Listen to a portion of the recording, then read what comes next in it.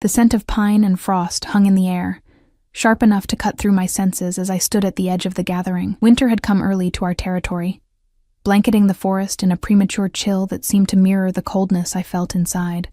The annual pairing ceremony glittered before me, fairy lights strung between ancient trees, bonfires crackling with amber warmth, and the excited chatter of pack members dressed in their finest attire. I tugged at the sleeve of my borrowed dress, a pale blue thing that hung awkwardly on my frame. It had belonged to my mother, one of the few items I'd kept after she passed. The fabric was worn thin at the elbows, but it still carried her scent beneath the layers of washing, wild honeysuckle and something distinctly her. Tonight, I wore it as both armor and comfort. "Emma, you should join the others," my Aunt Nora said, appearing beside me with a glass of something amber in her hand. Her eyes, the same hazel as mine, crinkled with concern at the edges. "You can't hide in the shadows all night." "I'm not hiding," I lied, tucking a strand of pale blonde hair behind my ear. "I'm observing." She gave me a look that said she didn't believe me for a second. I couldn't blame her. At 23, I was the oldest unmated Omega in our pack, and tonight's ceremony would likely confirm what everyone whispered behind my back, that something was wrong with me, that I was defective. Nora squeezed my shoulder. "Your mother always said that being an Omega wasn't a weakness, but a different kind of strength. Remember that." My fingers instinctively went to the silver pendant hanging at my throat. A crescent moon embracing a small wolf, the last gift my mother had given me before the illness took her. "An Omega's heart sees what others miss," she'd told me. "When everyone else is busy showing their teeth, you'll be the one who notices the wounds that need healing." I nodded, though the words felt hollow tonight. What good was seeing wounds when your very existence was treated like one? The crowd parted suddenly, a ripple of movement and hushed whispers announcing his arrival. Caleb Stone, heir to the Stone Pack Alpha position, future leader, and my supposed fated mate. He moved through the gathering like water, confident and fluid, his dark hair catching the firelight. Even from this distance, I could feel the pull toward him, the inexplicable bond that had tormented me for months. He didn't look my way. He never did. "It's starting," Nora whispered, nudging me forward. "Go." The ceremony was ancient, rooted in traditions older than any of us. One by one, unmated wolves would step into the ceremonial circle, declare themselves, and await the response of their fated partner.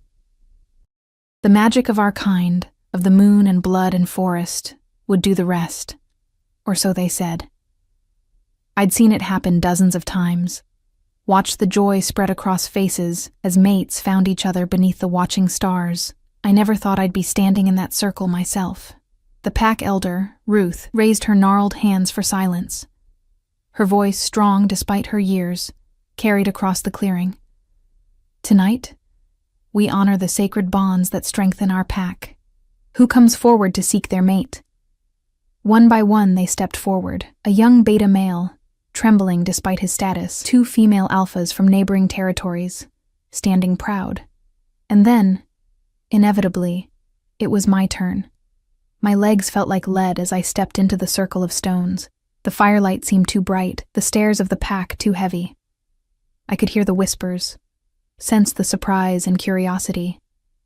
An Omega participating in the pairing? How unusual. How desperate. "I am Emma Winters," I said, my voice barely above a whisper. I cleared my throat and tried again, louder this time. "I am Emma Winters, Omega of the Northern Woods Pack. I stand beneath the moon and before my kin to seek my fated mate." The traditional words felt strange on my tongue, foreign and yet familiar. For a moment, there was only silence. Then, the expected response should have come, Caleb stepping forward, claiming the bond we both knew existed. I looked toward where he stood among his friends, our eyes meeting across the distance. Something flickered in his gaze, recognition, perhaps even regret, before he deliberately turned away. My heart lurched in my chest, the silence stretched, became unbearable. I could feel the pity emanating from the crowd, could almost taste their secondhand embarrassment. No one moved, no one claimed me. "The bond calls silence," Elder Ruth announced, her expression unreadable. "Emma Winters, you may step back." Rejected. Publicly, undeniably rejected. The words seemed to echo through the clearing, though no one spoke it aloud. My cheeks burned as I moved backward out of the circle, wishing the ground would open up and swallow me whole. Nora's hand found mine, squeezing tightly, but I barely felt it through the numbness spreading from my core. "It happens sometimes," someone whispered nearby. "The magic can be mistaken." But I hadn't been mistaken. I knew what I felt. The pull toward Caleb had been real, unmistakable, and he had chosen to deny it. I didn't stay to watch the rest of the ceremony. I couldn't bear to see Caleb's reaction, to witness him potentially accepting someone else while I stood in the shadows. Instead, I slipped away into the darkness of the forest, my mother's dress catching on brambles as I half ran, half stumbled away from the lights and laughter. The forest welcomed me with silence. Here, at least, my Omega status meant nothing. The trees didn't care about pack hierarchy or mating bonds or public humiliation. I walked until the sounds of the ceremony faded, until my feet ached and my lungs burned with cold air. I found myself at the edge of the lake, its surface a perfect mirror for the night sky above. The waxing moon reflected on the still water, almost full but not quite, like everything in my life, perpetually incomplete. I sank down onto a fallen log, my fingers still clutching my mother's pendant. "An Omega's heart sees what others miss," I whispered to myself, the words a lifeline in the darkness. But what good was seeing when what I saw was my own rejection? I don't know how long I sat there, watching the moon's reflection ripple whenever a tear fell into the water. Long enough that the night grew deeper, the forest quieter. Long enough that when the snap of a twig broke the silence, I knew I wasn't alone. I didn't turn around. "Go away, Nora. I'm not going back yet." "I'm not your aunt," came the reply, a deep voice that sent an involuntary shiver down my spine. I spun around, nearly losing my balance on the log. A man stood at the edge of the clearing. No, not a man.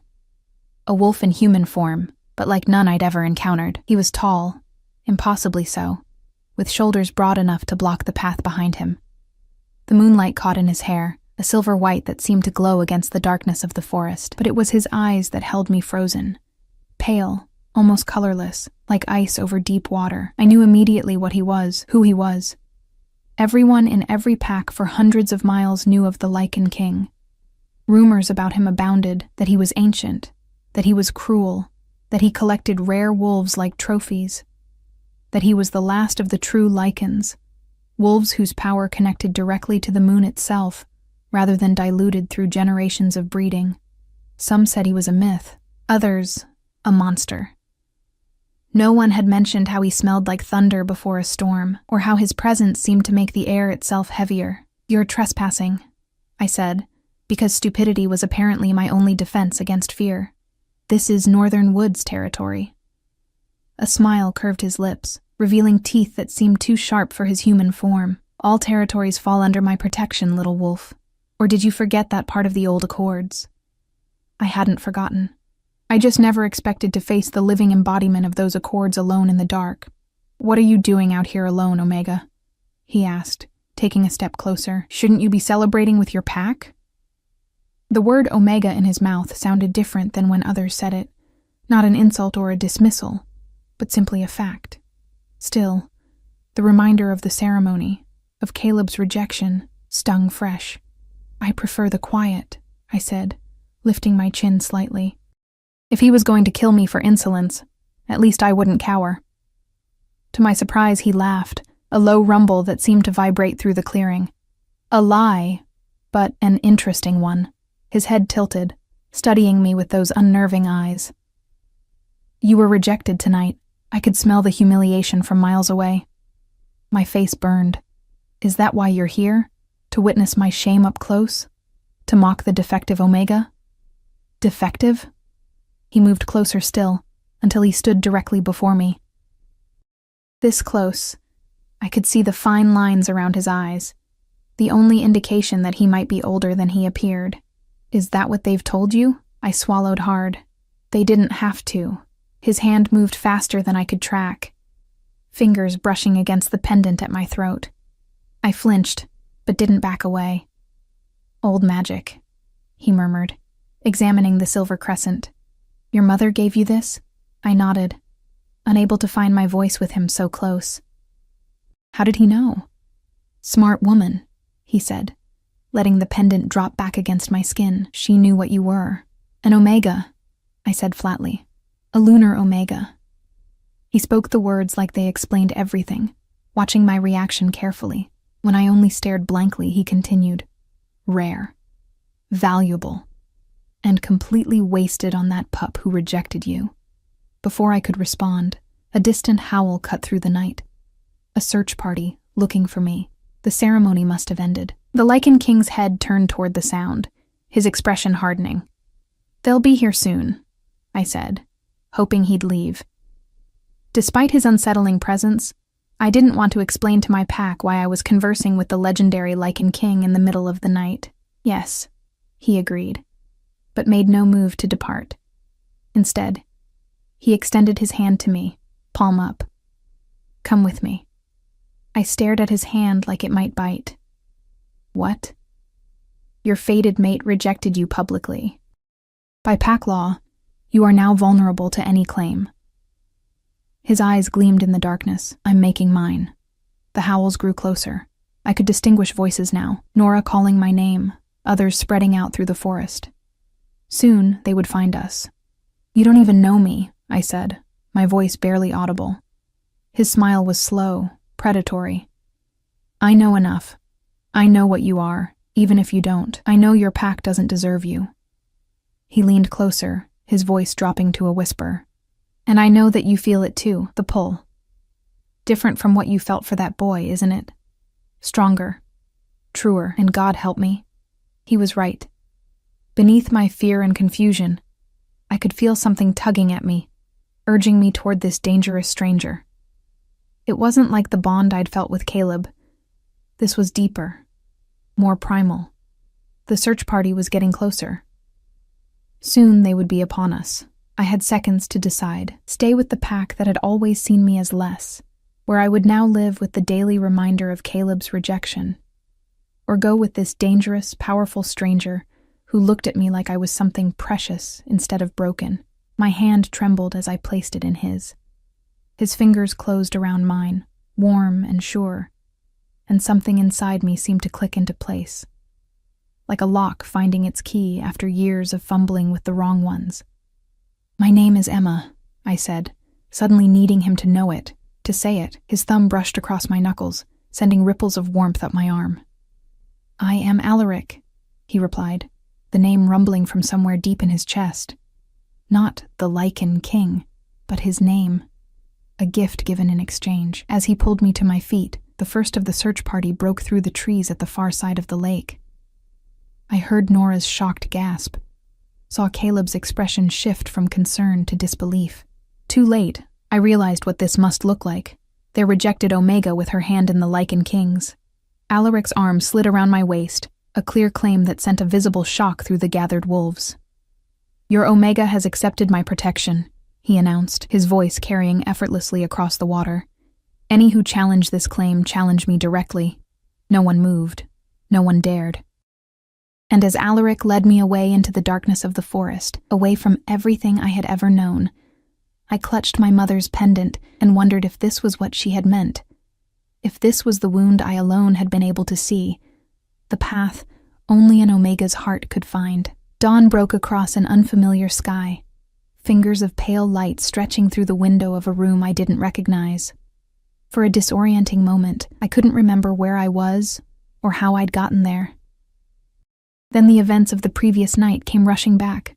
The ceremony, the rejection, the lake, Alaric. I sat up slowly, taking in my surroundings. The room was spacious and airy, with high ceilings and walls of warm cedar. Furs and woven blankets covered the bed where I lay, soft against my skin. My borrowed blue dress hung neatly over a chair, replaced during the night with a simple white sleeping gown I didn't remember putting on. Someone had undressed me while I slept. The thought should have terrified me, but strangely, it didn't. Last night's journey through the forest remained a blur. I remembered walking for hours, Alaric's hand firm around mine, until exhaustion had claimed me. He must have carried me the rest of the way. A soft knock on the door startled me from my thoughts. "Come in," I called, pulling the furs higher around me. A woman entered, tall and lean, with dark skin and close-cropped silver hair that marked her as older than her face suggested. She carried a tray with steaming food, her movements fluid and efficient. "The king said you would be hungry when you woke," she said, placing the tray on a small table near the window. Her accent was different from anything I'd heard before, musical and lilting. "I am Thea." "Emma," I replied automatically, though she likely already knew. "Where am I?" "The Winter Palace." She moved to the window, drawing back heavy curtains to reveal a breathtaking vista of mountains and forest, all dusted with early snow. The king's ancestral home.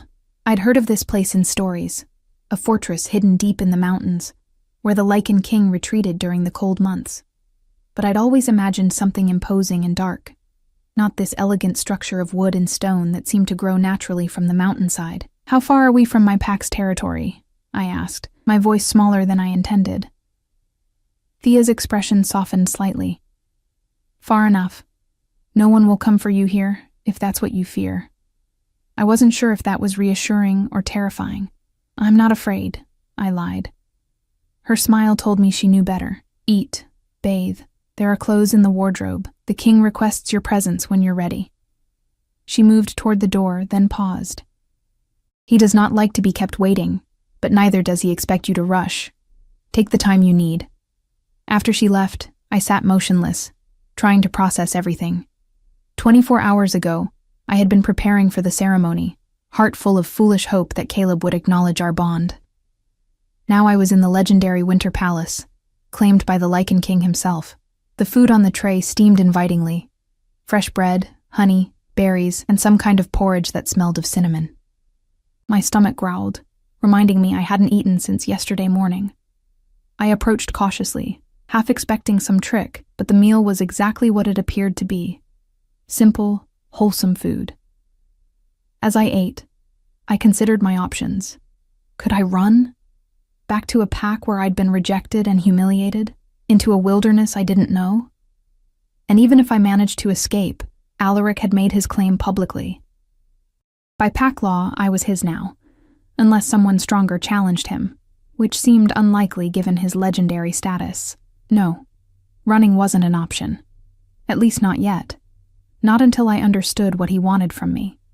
A lunar omega, he'd called me. The words meant nothing to me, yet he'd spoken them like they explained everything. After finishing my meal, I found the bathroom adjoining my chamber. A luxurious space with a sunken tub large enough for 3 people. Hot water flowed from copper pipes, filling the air with steam. I shed the sleeping gown and stepped in, letting the warmth soak into my tired muscles. As I bathed, I tried to make sense of the pull I'd felt toward Alaric. It wasn't like what I'd experienced with Caleb. That had been a gentle tug, a whispered suggestion. This was different, deeper, almost uncomfortable in its intensity, like the difference between a candle flame and a forest fire. I examined my feelings clinically, searching for fear or revulsion. I found concern, certainly, confusion, but beneath it all, something else. Curiosity, perhaps, or recognition, as if some part of me had been waiting for this, for him. After bathing, I found the wardrobe Thea had mentioned. It was filled with clothing in my size, soft pants and tunics, dresses of various styles, even boots and slippers that fit perfectly. I chose simple leggings and a long sweater in pale gray, comfortable yet elegant. As I dressed, my fingers found my mother's pendant, still hanging safely around my neck. The familiar weight of it centered me. Whatever happened next, I still had this piece of her with me. "An Omega's heart sees what others miss," I murmured, drawing strength from the words. Perhaps it was time to start looking more carefully. I found Thea waiting in the hallway outside my room. She nodded approvingly at my appearance and gestured for me to follow. The Winter Palace revealed itself as we walked, a maze of corridors with high windows that captured the mountain light, rooms filled with books and artifacts, spaces that seemed designed for both comfort and beauty.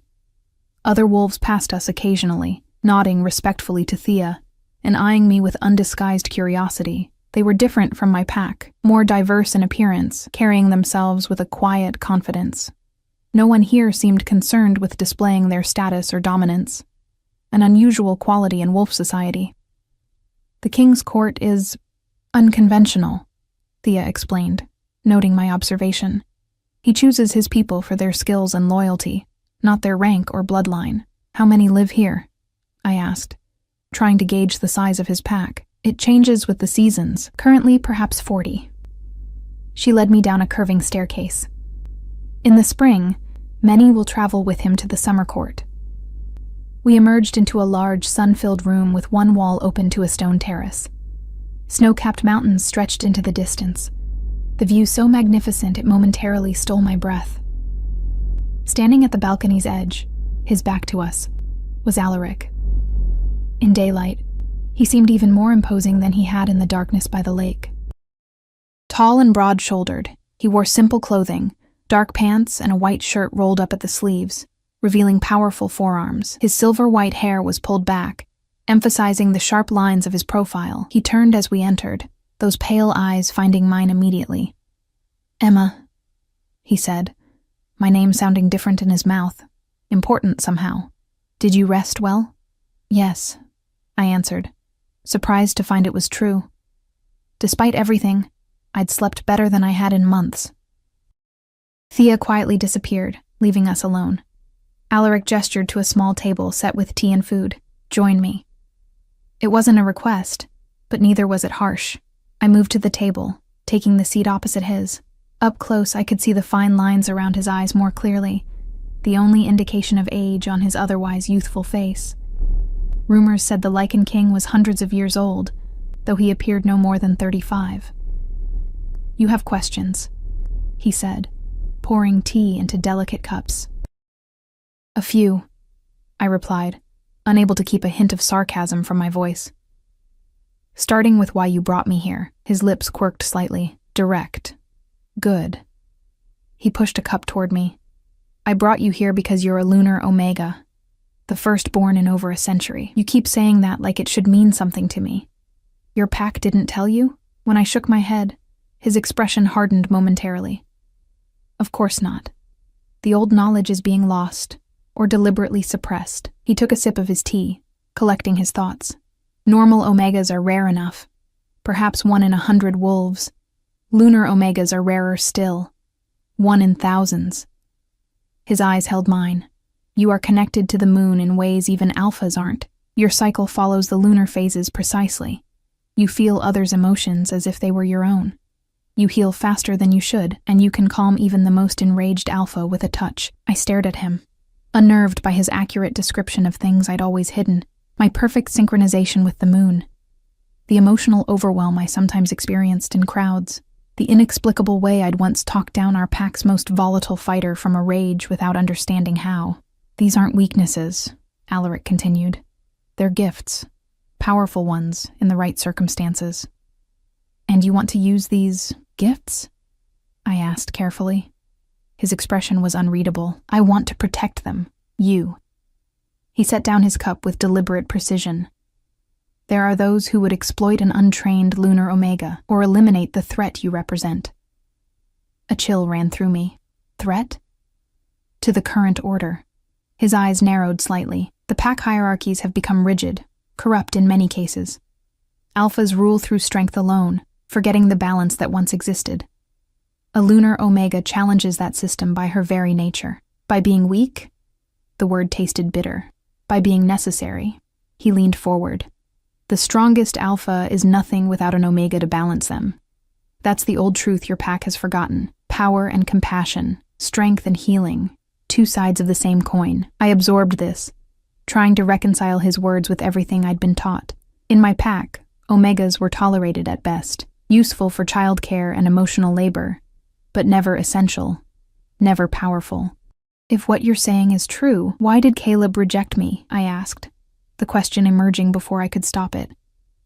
"If I'm so special, why didn't he want me?" Something dangerous flashed in Alaric's eyes. "Because he's a fool, or because someone ordered him to." He studied me carefully. "Did you never wonder why you felt drawn to him specifically? A young alpha with political connections, positioned to lead your pack someday?" I hadn't. But now uncertainty crept in. The bond I'd felt with Caleb had always seemed convenient, too perfect, like something from a story. Someone could have manipulated that? I asked, horrified at the implication. A skilled enough witch or druid, yes. Not to create a false bond, but to amplify a minor compatibility into something that felt like fate. His jaw tightened. It's been done before. My hands trembled slightly as I lifted my cup.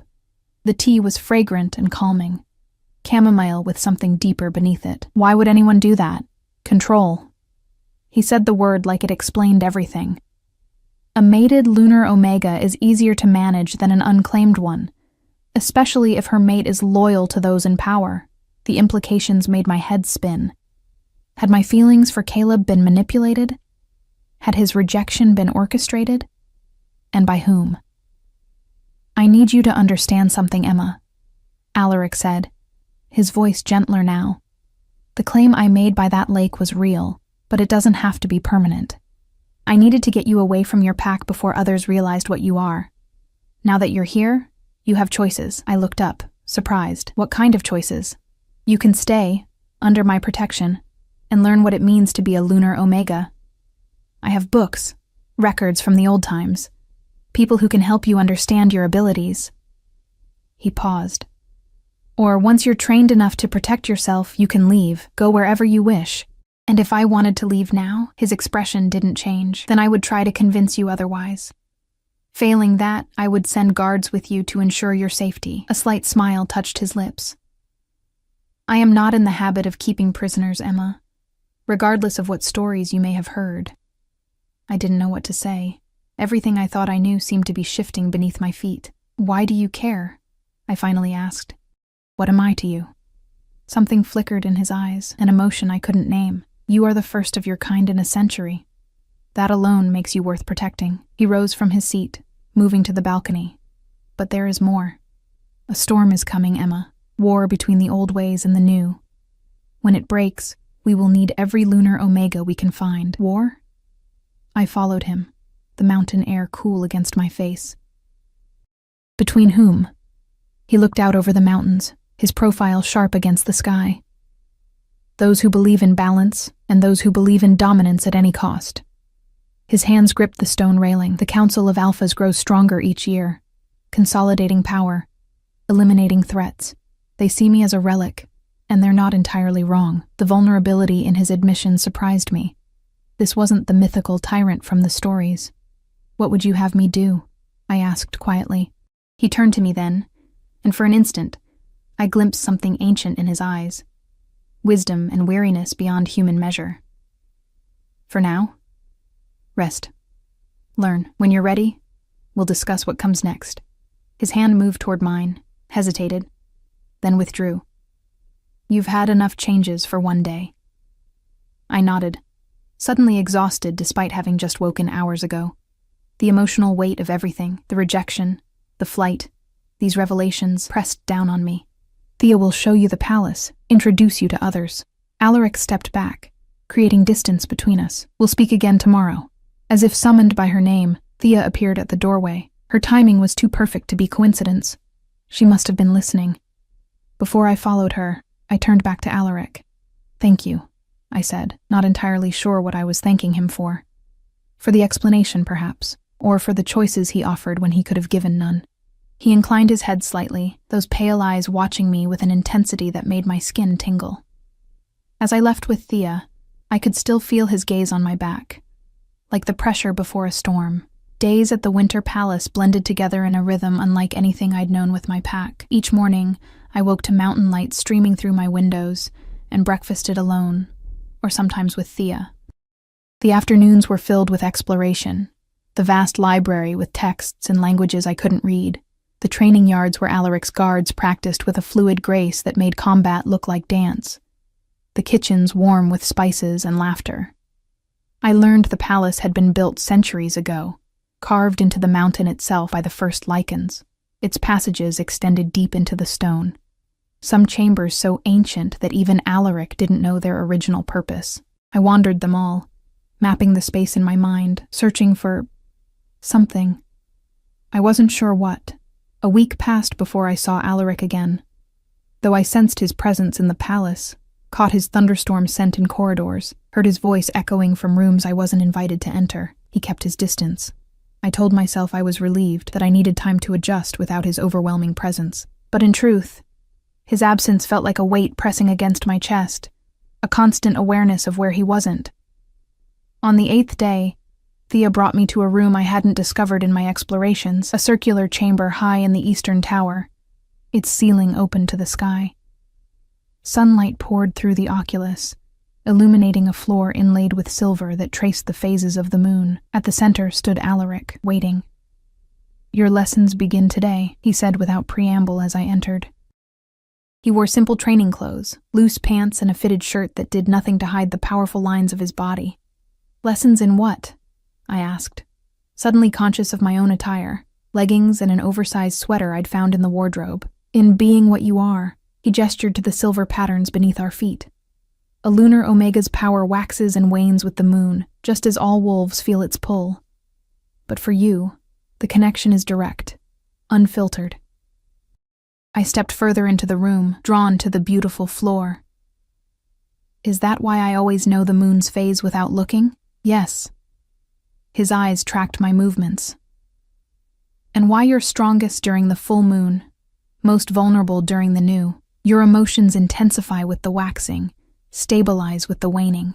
It explained so much, the predictable cycles of energy and exhaustion, the times when others' emotions became almost unbearable to sense, the strange calm I found during certain phases. "Tonight is the first quarter," I said, feeling the truth of it in my bones. "Half waxing, half dark." Alaric nodded, something like approval flickering across his face. "Balance. A good time to begin." He moved to a small table against the wall, returning with an ancient-looking book bound in pale leather. This belonged to the last lunar omega I knew, her notes on her abilities, her challenges. I took it reverently, running my fingers over the cover. "When did she died 93 years ago." A shadow crossed his features. "During the Great Purge, when the Council of Alphas first seized power." The book felt heavier suddenly, weighted with history. "What was her name?"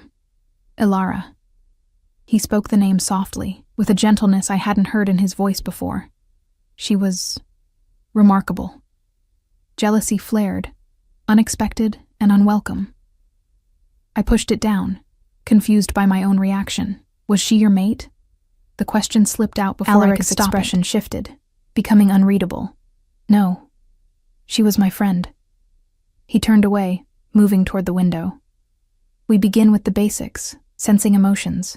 I wanted to press further, to ask about Ilara and what had happened to her, but his tone made it clear the subject was closed. Instead, I clutched the book to my chest. "I already sense emotions. It's not always pleasant, because you haven't learned to control it." He faced me again, composed once more. "You receive everything, unfiltered. With training, you can choose what to let in, what to block out." "How?" "Visualization initially. Eventually it will become instinctive." He approached, stopping an arm's length away. "Close your eyes." I hesitated, then obeyed. With my eyes shut, my other senses intensified, his scent stronger, the sound of his breathing more distinct. "What do you feel from me now?" he asked, his voice low. I focused, letting my awareness expand toward him. Determination, curiosity, something else, something guarded. I frowned, probing deeper. Pain. Old pain. "Enough." His voice was sharp. My eyes flew open. His expression was controlled, but I could see tension in the set of his jaw. "You're stronger than I expected," he said after a moment. "Most omegas can sense surface emotions only. You're already reaching deeper." "I'm sorry," I said, though I wasn't sure what I was apologizing for. He shook his head. "Don't be. It's a gift, but like any gift, it needs refining." He moved back, creating space between us. "Imagine a barrier around your mind. Something flexible but strong, a veil of silver perhaps, or flowing water."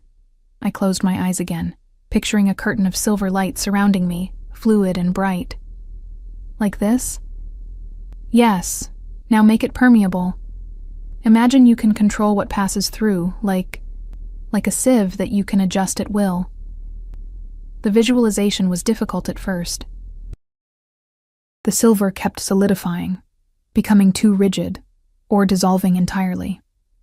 But gradually, I found the balance, a shimmering barrier that I could thicken or thin with concentration. "Good," Alaric said, and I could hear approval in his voice without needing to sense his emotions. "Practice maintaining that barrier. When you can hold it while distracted, we'll move to the next step." We worked for hours, until sweat dampened my hair and my head ached with concentration. Alaric was relentless but patient, pushing me to strengthen my mental barrier, then testing it by projecting emotions toward me. First simple ones like anger or joy, then more complex combinations that threatened to overwhelm my defenses.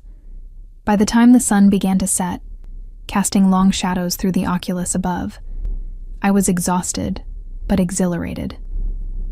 For the first time in my life, I felt the chaos of others' emotions as something I might control, rather than simply endure. "Enough for today," Alaric said finally. "You've done well." I smiled weakly, too tired to hide my pleasure at his praise. "It's easier than I expected, once I found the right feeling." He nodded. "Your intuition is strong. It will serve you well." He hesitated, then added, "We'll continue tomorrow, if you're willing." "I am." The answer came without thought. Despite the exhaustion, I wanted to learn more, to understand this part of myself I'd always suppressed. As we left the tower room, the palace was quieter than usual. Many of the residents had disappeared for the evening meal, leaving the corridors empty and peaceful. We walked in comfortable silence, Alaric matching his longer stride to mine. "The book," I said finally, clutching Alara's journal to my chest. "May I read it tonight?" "It's yours now," he replied. "But a warning, some of what you'll find may be disturbing. The final entries especially." "The purge?" His expression darkened. "Yes, the beginning of it." Alara was one of the first they targeted. We reached the door to my chambers. I hesitated, reluctant to end our conversation when this was the most Alaric had spoken to me since my arrival. "Why did they fear lunar omegas so much?" I asked. "What threat could someone like me pose to powerful alphas?" Alaric's pale eyes studied me intently. "The greatest one. You can neutralize their power." He reached out slowly, his fingers brushing my cheek in a touch so light I might have imagined it. "An alpha's strength comes from their rage, their dominance. A lunar omega can calm that storm with a touch, render them briefly just wolves." My skin tingled where his fingers had touched. "Is that what I did to you, that first night by the lake?" A smile ghosted across his lips. "You sensed that, did you?" "Not clearly. Just that something changed when we touched." "Yes." His voice was soft. I felt it. The king in me quieted. Just for a moment, the admission seemed to cost him something. I wanted to ask more, about what it meant to be a king, about what he'd felt when we touched, about why he'd stayed away for a week. But his expression had already closed, the brief vulnerability gone. "Rest," he said, stepping back. "Tomorrow we'll work on projecting calm, rather than just receiving emotions." As he turned to leave, something occurred to me.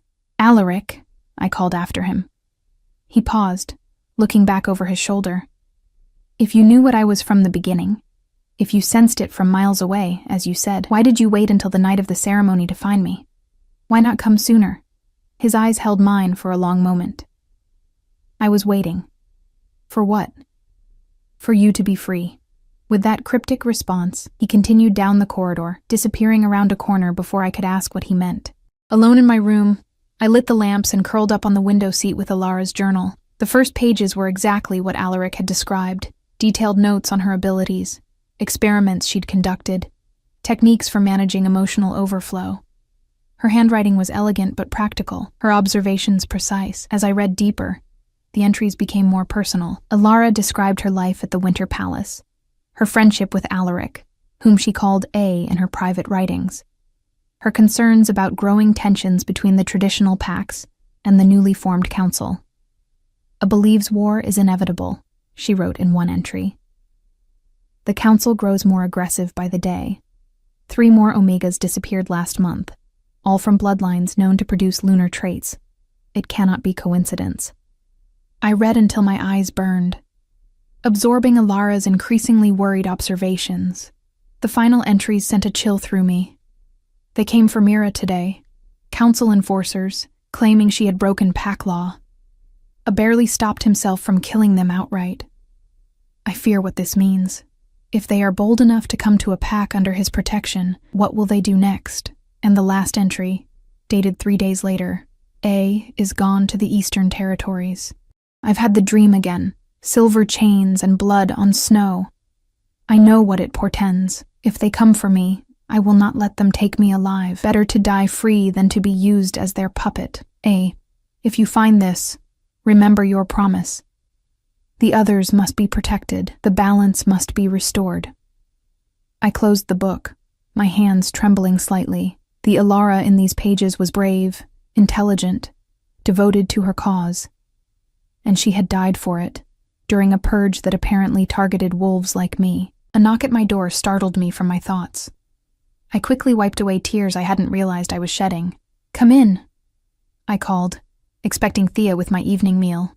Instead, a young man I didn't recognize entered, one of Alaric's guards based on his attire.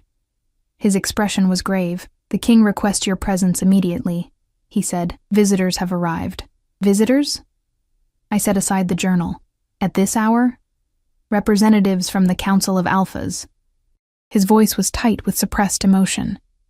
"They're demanding to speak with you." My blood ran cold. The Council, the same group that had orchestrated the purge, that had killed Alara and others like her, and now they were here, asking for me by name. "Does Alaric want me to go to them?" I asked, my voice steadier than I felt. "No." The guard shook his head. "He wants you hidden. There's a safe room beneath the library. I'm to take you there now." As I followed him through darkened corridors and down narrow stairs I'd never noticed before, Alara's final words echoed in my mind. Better to die free than to be used as their puppet. Whatever was happening upstairs, whatever the council wanted, I suddenly understood with perfect clarity that I was in the middle of a conflict that had been brewing for nearly a century, and whether I wanted it or not, I had just become a player in this dangerous game. The safe room beneath the library was more comfortable than I'd expected. A small but well-appointed chamber with a bed, bookshelves, and even a tiny bathroom. There were no windows, but clever ventilation brought fresh air from somewhere above. The guard, who introduced himself as Dominic, explained that the room had been designed during the palace's construction, one of many secret chambers built for times of crisis. "How long am I supposed to stay here?" I asked as he checked the room's provisions. "Until the king sends for you." Dominic's expression was apologetic. "It could be hours, or days." "Days?" My voice rose in alarm. "What exactly is happening up there?" He hesitated, clearly weighing how much to tell me. "The council representatives claim they're here on a diplomatic mission, but they brought too many guards for a peaceful visit." His jaw tightened. "And one of them is a witch known for tracking lost wolves." A chill ran through me. "They're looking for me specifically? They say they're investigating reports of an unclaimed Omega being taken against her will." His eyes met mine. "They're framing it as a rescue mission." The irony might have made me laugh if fear wasn't closing my throat. After years of being overlooked and undervalued by my pack, suddenly I was important enough for the Council of Alphas to send a delegation to the Lycan King's door. What will Alaric do? Handle it. Dominic moved toward the exit. He's dealt with the council before. "Wait," I called as he reached for the door. Can you tell me if my pack is involved? If they sent anyone?" His expression softened slightly. "I don't know, but I'll try to find out." After he left, I heard the soft click of a lock engaging. For my protection, supposedly, but the reality of my situation settled heavily. I was hidden in a sealed room while strangers decided my fate above. I paced the small space, my mind racing. The council wanted me, but why? If Alaric was right about lunar omegas being rare, perhaps they simply wanted to control one. Or perhaps they feared what I represented. Either way, I doubted their intentions were benevolent, especially after reading Alara's final warnings. Hours passed with excruciating slowness. I tried reading from the shelves of books, but couldn't focus. I attempted meditation, using the techniques Alaric had taught me earlier that day to control the anxiety flooding my system, but my barriers were still too weak. Finally, when I thought I might scream from the silence and waiting, I felt it, a whisper against my consciousness, like fingers brushing spider silk. I froze, focusing on the sensation. It wasn't physical. It existed solely in my mind. Someone was searching for me. The realization sent ice through my veins. This must be the witch Dominic had mentioned, using magic to locate me where physical searches couldn't. I closed my eyes, hastily constructing the mental barrier Alaric had taught me, imagining it as solid silver, reflective, and blank. The probing tendril of awareness slid across it, seeking purchase, finding none. I held my breath, maintaining the shield with every ounce of concentration I possessed. The searching presence grew more insistent, pushing against my defenses. Sweat beaded on my forehead from the effort of resistance. And then, abruptly, it withdrew. Had I successfully hidden myself? Or had something interrupted the search? I didn't have time to wonder. Minutes later, the door unlocked, and Alaric himself entered. His face was a rigid mask, but I could sense the fury radiating from him even through my mental shield. "Are you all right?" he asked, his eyes scanning me as if checking for injuries. I nodded. Someone was searching. I felt them in my mind. Vasha. He spat the name like poison. The council's favorite witch. She's gone now. They all left? His expression darkened. After delivering their message, yes. I swallowed hard, suddenly afraid to ask what that message had been. But I needed to know. What did they want? Alaric paced the small room, his powerful frame making the space feel even more confined. Officially, to investigate claims of an Omega being taken against her will. Unofficially, to confirm what you are. He stopped, facing me directly. Your former Pack Alpha filed a formal complaint with the council. He claims I stole his son's rightful mate. The news hit like a physical blow. Caleb's father? But Caleb rejected me. Everyone saw it. According to them, he was about to accept the bond when I interfered. They're calling it abduction. That's a lie. Indignation burned through my fear. Caleb deliberately turned away from me. He made his choice. Alaric's expression was grim. Truth matters little to the council when politics are involved. Your pack has aligned itself firmly with them over the past decade. This gives them the perfect excuse to challenge me directly. I sank onto the edge of the bed, trying to process everything. What does this mean? It means you're in more danger than I anticipated. He ran a hand through his silver hair, a rare gesture of frustration. The council has issued a formal demand for your return within 7 days. If I refuse, they'll consider it an act of aggression. They're threatening war over me?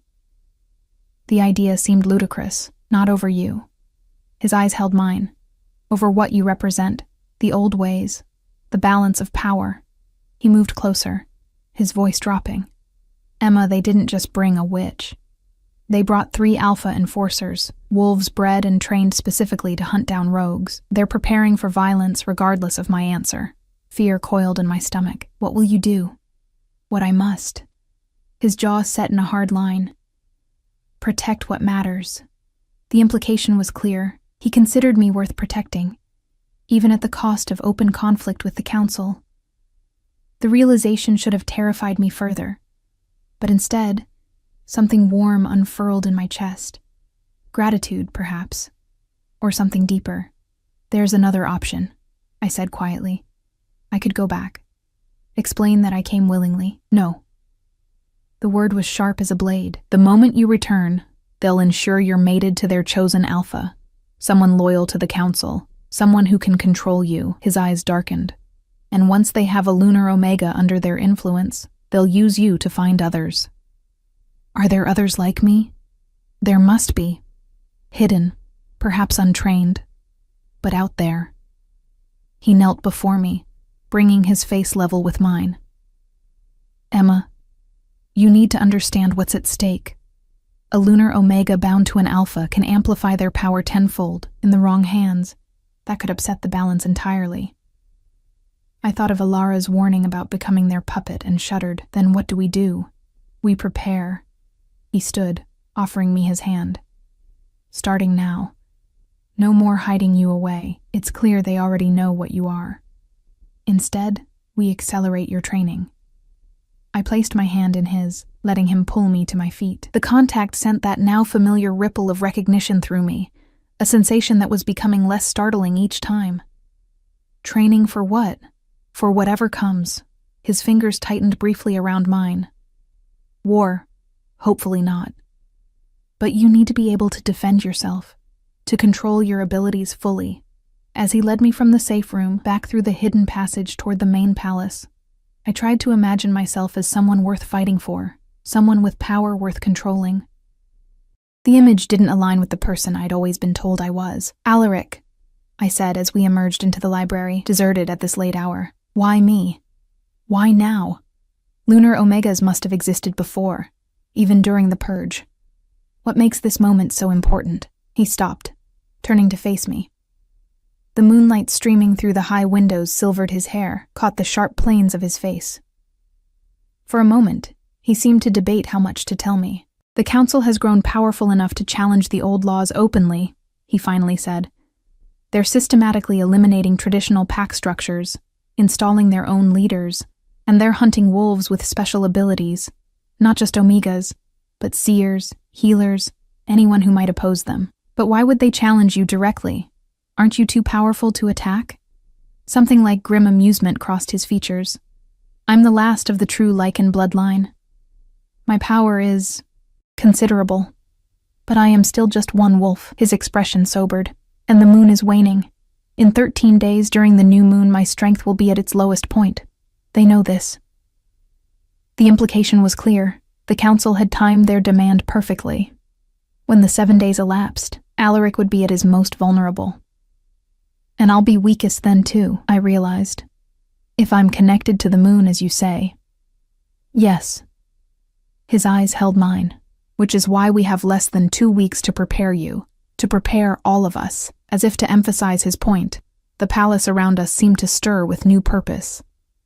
In the distance, I could hear voices, movement, preparations already beginning, guards being positioned, plans being made. What about my old pack? I asked.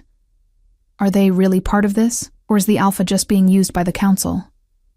Alaric's expression hardened. Dominic questioned the council representatives. Your former alpha has been promised a seat on the council itself if he helps recover you. He's fully complicit. The betrayal stung more than it should have. My pack had never truly valued me, yet I'd still harbored some loyalty to them, some sense of belonging. Now even that was gone. And Caleb? I forced myself to ask. Is he involved too? Something flickered in Alaric's eyes. Was it jealousy? According to our sources, he protested his father's actions initially. But he's since fallen in line. He'll be coming with the retrieval party if it comes to that. I nodded, absorbing the painful truth. Caleb, who had rejected me, who I'd thought I was bonded to, would potentially be among those coming to drag me back. The lingering feelings I had for him withered in my chest, replaced by a cold determination. Teach me, I said, meeting Alaric's gaze directly. Everything I need to know to defend myself. To be what you say I am. The smile that curved his lips was fierce, approving. We begin at dawn. For now, you need rest. He escorted me back to my chambers, where I found Thea waiting with hot tea and a troubled expression. She said nothing about the council's visit, but I could read her concern in the tightness around her eyes, the careful way she moved around the room. Thea, I said as she turned to leave, why does everyone here care so much about protecting me? You barely know me. She paused at the door, considering her answer. Because we know what the council is capable of. Because some of us remember the purge. Her eyes met mine, ancient wisdom in their depths, and because our king looks at you the way he hasn't looked at anyone since Alara died. Before I could ask what she meant, she slipped out, leaving me with more questions than answers. That night, I dreamed of running through snowy forests, silver chains rattling behind me. In the distance, wolves howled, some in pursuit, others in warning. Above, the moon hung thin and fragile in the sky, offering little light to see by. But ahead of me, a figure waited, tall and fierce, with eyes like pale fire in the darkness. I ran toward him, knowing that safety lay in his direction. But with each step, the distance between us seemed to grow. The chains behind me rattled louder, the pursuing howls grew closer. I woke gasping, my heart pounding. Outside my window, the moon hung in the sky, its light dimming as dawn approached. Waning, just as Alaric had said. Our time was running out. The next days passed in a blur of exhaustion and exhilaration. True to his word, Alaric began my training at dawn, pushing me harder than I thought possible. Each morning started in the moon room, strengthening my mental barriers, learning to filter emotions with greater precision. Afternoons were spent in the training yard, where I learned the basics of physical self-defense, not to match an alpha's strength, but to use their power against them. Your advantage is that they'll underestimate you, explained Thea, who turned out to be a formidable fighter despite her slender frame. Use their expectations against them. Evenings brought different lessons: history of the wolf packs, the truth about the purge, the old laws that governed our kind before the council rose to power. Alaric was a demanding teacher, but a fair one. He never asked more than I could give, yet somehow always knew when I could give more. And through it all, something was changing between us, small moments. His hand steadying me during training, his rare smile when I mastered a new skill, the growing ease of our conversations. I found myself looking for him when he wasn't present, tracking his scent through the palace, feeling a flutter in my chest when he entered a room. 5 days after the council's visit, I woke before dawn, restless with unspent energy. The palace was quiet as I made my way to the training yard, thinking to practice the defensive moves Thea had taught me. But as I approached, I heard the rhythmic sound of movement. Someone was already there. I should have retreated, returned to my room. Instead, drawn by curiosity, I moved silently to the edge of the yard. Alaric stood alone in the center, bare-chested despite the morning chill, moving through a series of forms that were part combat, part dance.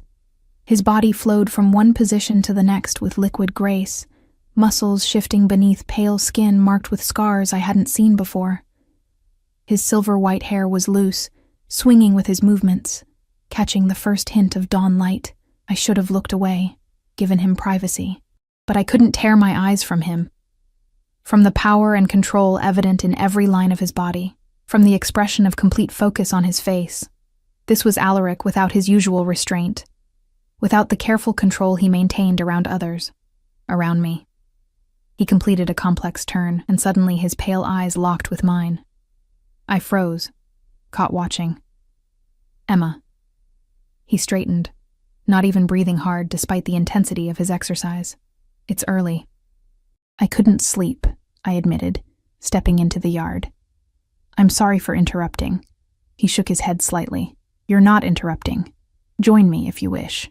I approached hesitantly, conscious of his bare skin, of the morning stillness around us. What were you doing? It didn't look like the fighting forms Thea's been teaching me. It's older. The way of the moon, we called it once. He ran a hand through his hair, pushing it back from his face. A practice that aligns body and spirit with the lunar cycle. It's beautiful, I said honestly. Something flickered in his eyes. Surprise, perhaps. Most find it strange. I'm not most people, apparently. I smiled slightly. Or so you keep telling me. The corner of his mouth lifted. No, you're not. He studied me for a moment, then asked, Would you like to learn the first form, now? Unless you have other plans before breakfast. His tone was dry, almost teasing, a side of him I rarely saw. No other plans, I confirmed, moving to stand beside him. Show me. He positioned himself a few feet away, demonstrating the opening stance, feet planted firmly, arms extended but relaxed. The first form follows the crescent moon, he explained. It begins empty, fills gradually, then empties again. Like breath, like life. I mirrored his position, feeling awkward and uncoordinated beside his fluid grace. But Alaric was patient, adjusting my stance with light touches, guiding me through each movement with calm instruction. As the sun rose fully, painting the mountains gold, we moved in tandem through the simple form. Nothing like the complex sequence he'd been performing when I arrived, but challenging in its own way. It required a kind of mindful presence I wasn't accustomed to, an awareness of each muscle and breath. "Better," he said, as we completed the sequence for the third time. "You have a natural affinity for this." The praise warmed me more than it should have. "It feels right somehow. Like my body remembers it, even though I've never done it before." He nodded, unsurprised. "The old ways are in your blood, even if your pack forgot them." We continued in silence for several more repetitions, the movements becoming smoother with each cycle. I found myself synchronizing my breath with his, our bodies moving in perfect harmony, as if we'd trained together for years rather than minutes. "Alaric," I said, as we finished the final sequence. "May I ask you something personal?" He tensed slightly, but nodded. "You may ask." I may not answer. Direct, as always. I gathered my courage. "Thea said something the other night about how you look at me the way you looked at Alara." His expression shuddered immediately. "Thea speaks too freely." "Were you and Alara—" I hesitated, unsure how to phrase the question. "Were you in love with her?" For a long moment I thought he wouldn't answer. Then his shoulders dropped slightly, some invisible burden settling more heavily upon them. "No," he said quietly. "Not in the way you mean. Alara was my closest friend, my advisor. We grew up together, trained together." His eyes grew distant. "She was bonded to another, a beta from the Western Territories. When he was killed during the early conflicts with the Council, she never sought another mate." "I'm sorry," I said, wishing I hadn't raised painful memories. "It was long ago." He turned away, reaching for the shirt he'd discarded. "We should continue your regular training. There's little time left." The reminder of our deadline hung heavy between us. 5 days had passed since the Council's ultimatum. Only 2 remained before they would return for me, coinciding with the new moon, when both Alaric and I would be at our weakest. Throughout that day's training, Alaric was more distant than usual, pushing me harder, speaking only to correct or instruct. I felt the loss of our morning's easy companionship keenly, regretting my curiosity about Alara. By evening, I was exhausted, muscles aching from hours of physical training followed by equally demanding mental exercises. I dragged myself to dinner, finding the great hall unusually crowded. Typically, palace residents ate in smaller groups throughout the evening, but tonight, nearly everyone had gathered together. The reason became clear as Alaric entered, his presence commanding immediate silence. He moved to the head of the main table, his expression grave. "Our scouts report movement from the Council," he announced without preamble. "They're not waiting for their own deadline. Forces are already gathering at the border of our territory, at least 30 wolves, including 6 alpha enforcers." Murmurs rippled through the hall. Even I knew this was a significant force. Alpha enforcers were bred and trained specifically for combat, each worth 10 ordinary wolves in battle. "They're coming 2 days earlier than promised," continued Alaric, his voice hard. "They intend to arrive during the new moon, when they believe we'll be most vulnerable." His pale eyes found me across the room. "Final preparations begin tonight. All non-essential personnel will evacuate to the summer palace at dawn. Those who stay will prepare for siege." Thea appeared at my side, her expression unreadable. "Come," she said quietly. "The king wishes to speak with you privately." She led me not to Alaric's usual study, but to a chamber deep within the mountain that I'd never seen before. A war room, with maps spread across tables and weapons lining the walls. Alaric stood with several of his senior guards, including Dominic, discussing strategy in low voices. He looked up as we entered, dismissing the others with a nod. When we were alone, he studied me carefully. "You look tired." "I'm fine," I insisted, though my body ached with exhaustion. "What's happening?" "Exactly what I feared." He moved to a map spread across the central table. "The Council isn't coming to negotiate. They're coming for war." His finger traced a path through the mountains. "They'll approach from the south, following the old trade route. It's the only path passable with their numbers." "How bad is it?" I asked, trying to understand the gravity of the situation. 6 Alpha Enforcers is unprecedented. His jaw tightened. They've never committed so many to a single operation, and they've brought Vasha, the witch who searched for you. Fear curled through me. Can you win against those odds? In ordinary circumstances, yes. During a new moon. His hesitation told me everything. It will be difficult. I stared at the map, at the tiny figures representing enemy forces moving inexorably toward us, toward me. This is my fault. No. His denial was sharp. This confrontation has been brewing for decades. You merely provided the excuse they were waiting for. But if I wasn't here, they would have found another pretext. He rounded the table, standing before me. Emma, listen to me. This isn't about you or me. It's about power. Control. The Council fears what they cannot dominate. I nodded, unconvinced. No matter how he framed it, people might die because of me, because I'd taken his hand by that lake, because I was something rare and coveted. There's another option, I said, the idea forming as I spoke. I could meet with them before they reach the palace. Somewhere neutral.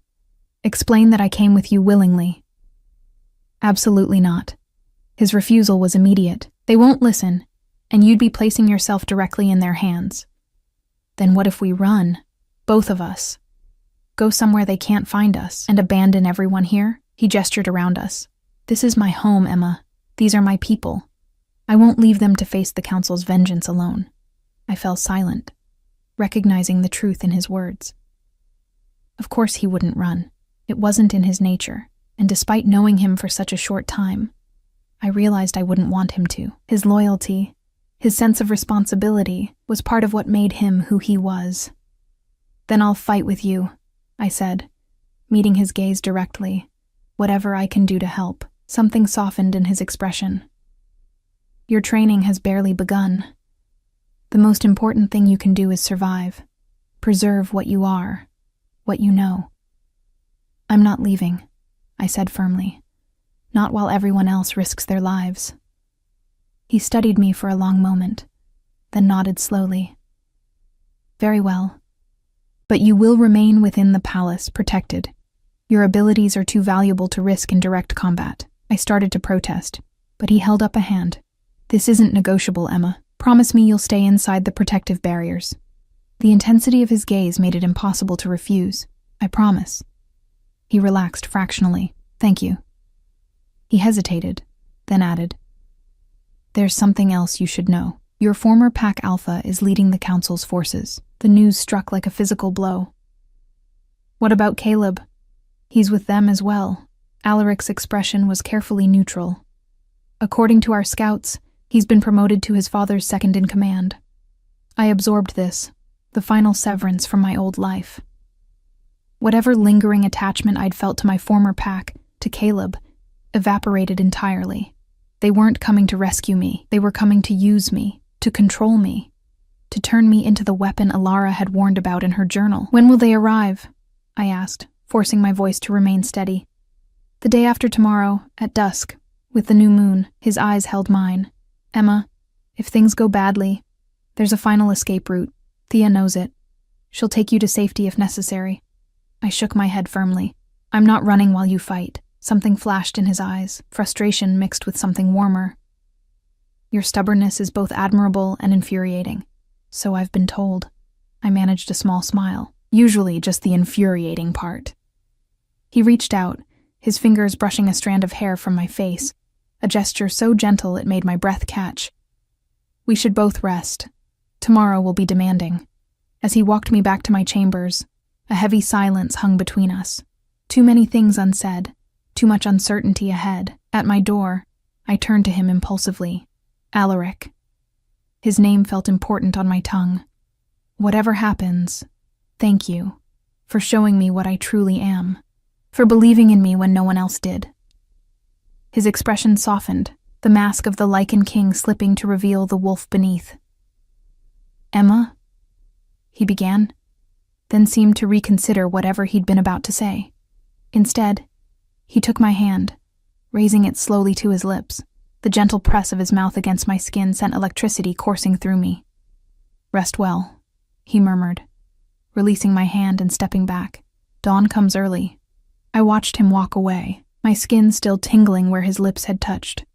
Only when he disappeared around a corner did I enter my room, closing the door behind me. Whatever tomorrow brought, whatever danger approached with the new moon, one thing had become crystalline in its clarity. I was exactly where I belonged.